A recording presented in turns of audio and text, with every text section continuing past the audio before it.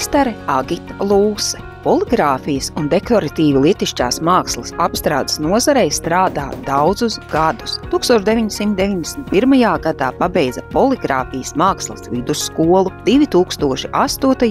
gadā vairāki kursi un Latvijas amatniecības kameras meistara diploms. 2021. gadā reģistrēja savu mikro uzņēmumu. Daudzu gadu garumā ražota produkcija, kas nopērkama Latvijā un Eiropā, ir izveidoti daudz un dažādi suvenīri. Sadarbībā ar Jūgendstila muzeju un Senā klēts un daudziem individuāliem klientiem veidoti visdažādākie pasūtījumi par personalizētu, augstvērtīgu māksliniecisku ādas izstrādājumu izgatavošanu, realizējot klienta vēlmes un piedāvājot profesionālus materiālus, tehnoloģijas un risinājumus. Tas ir Agitas moto. Agitas izstrādājumus varat aplūkot un iegādāties sociālajos tīklos.